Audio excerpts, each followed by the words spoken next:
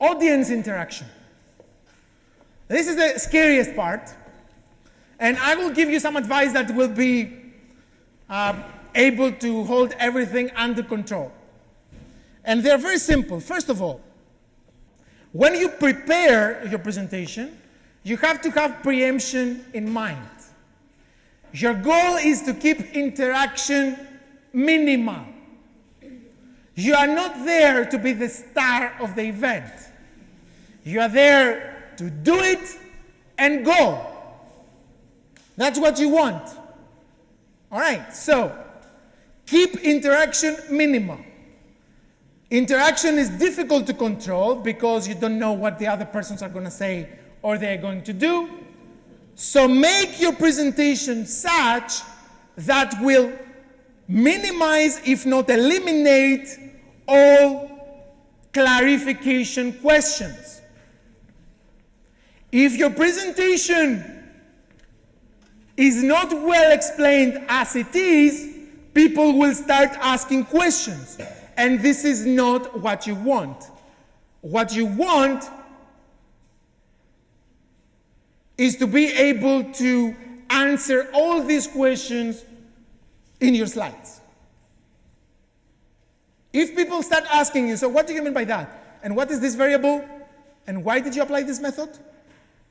These are things that you do not know. If this starts happening, it means that you haven't done a good job in preparing the presentation. Now, final questions from the committee. I will go to the final questions first, and then I will go to interruption questions, and you will see why I do that. In the end, no matter how you try to eliminate clarification questions, people will have to ask you some questions. First of all, most of the questions are well-intended. At least all the questions that I ask are well-intended. I'm asking you for things that I believe that you know, and I want you to say them. I'm never asking a question that I think you do not know, and I'm asking it to embarrass you or to expose you. And most of professors do that, but in every profession. Okay, so have this in mind. First of all, listen carefully. Think, because I don't know if you know that, if they ask you a question on the fly in a presentation, you are allowed to think. You can be like, blah, blah, blah, blah, blah, blah, blah, tell me that. And you will be like,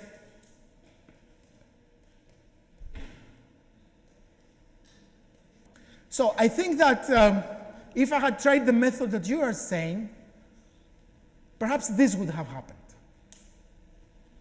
Now, what happens most of the time is that we have people that they jump in. So I'm asking a question, and then they jump in and they try to answer the question before I finish it. And some people have this very ugly habit also, to when they jump in and then we speak at the same time, they will raise their voice so that they will cover mine and they will be able to give me the answer quickly. Now, first of all, in the final questions, you are not on the clock anymore. Here's the usual problem of presenters, that they do not know the sport very well. I jump in your presentation and I'm asking you, so, you use OLS to calculate this model, you should have used the logit model. The amateur presenter will be like, no, I think if I have done that, this would happen. And then if you do this, this would be like that, and then like that. That's not the right answer. That's not how you handle this kind of question. If the guy tells you, you shouldn't have done what you did, you should have done what I'm saying that you should have done, you should be like, why? It's your duty to explain to me that I am wrong. It's not my duty to prove that I'm correct. I have done what I have done. I can justify what I have done, but I cannot justify what I have not done. So you can shift the burden of proof. So I think what you have done there is not correct. Where is the mistake? There, because this and that. Oh, really? Okay, why? Okay, people can say a lot of things, but when they are called to prove them, this will give you more time so you can think, will make the question more specific to you, and maybe will take you out of the question entirely because the other person will not be able to explain. If you do not know, postpone. I have to think about this more carefully. This is a very good question. That's very interesting. I don't know what would have happened if I had run my model with this different set of data. I can try it and get back to you after you submit grades and after I remember it and I have nothing better to do. Okay. Keep answers brief.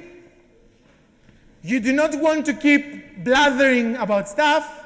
You want to get out of this, not just keep going on it. Thank those who ask. This is about questions in the end from the committee. Let's go back now to the interruptions that they require a response. So listen to the question carefully, first of all. Listen to what the person who interrupts you has to say. Address the issue as best as you can. Do not get stuck on the issue. Like sometimes we believe that we have to give an answer that the person who asks will be like, ah, okay. This is not necessary.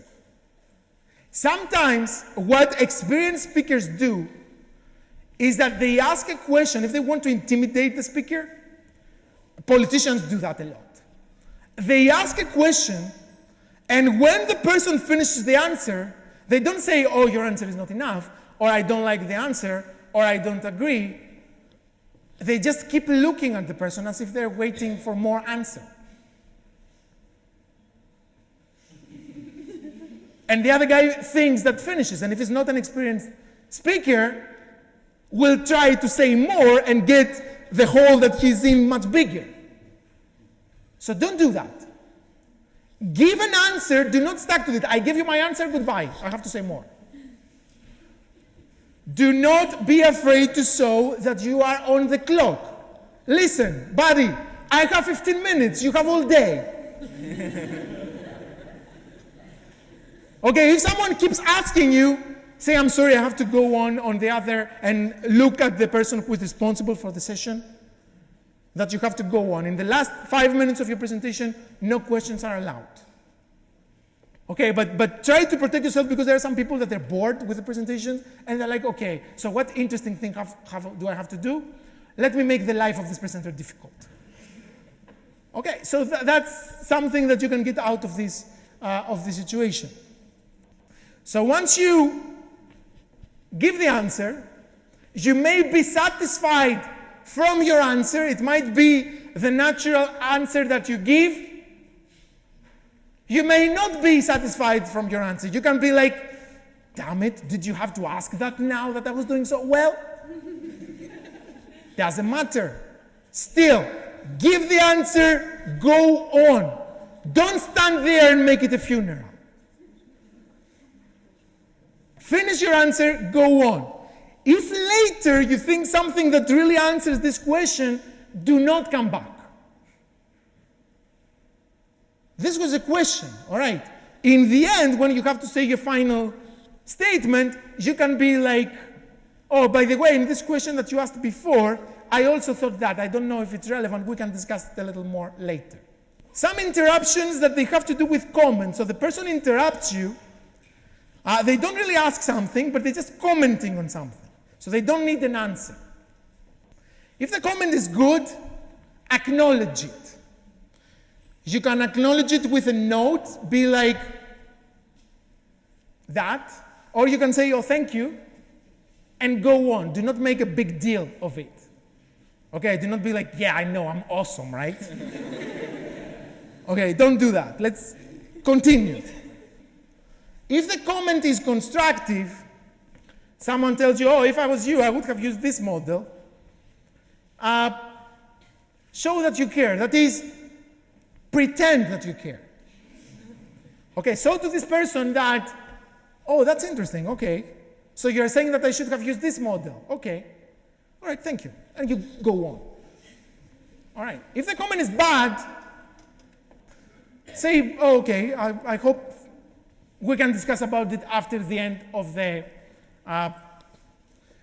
presentation. Okay, so your strategy here will be to postpone it for later. Now, tips of the interaction in general. Never use the words no or wrong. If someone tells you that what you did there is not correct, it should be like that and instead of like this, don't be like, no, what you're saying, it's wrong. Just be like, it's my impression that it should be like that. Never say wrong. I'm not sure that what you say is the case. All right, so be a little milder. Never try to school the person who asks. So do not have a teaching attitude when you answer questions. Most of your professors will ask to see if you know it. They are not asking because they need you to teach them what you just learned. Never start a back and forth with the audience. Like never start a discussion with a member of the audience. Oh, you say that, okay. So what would you think about this?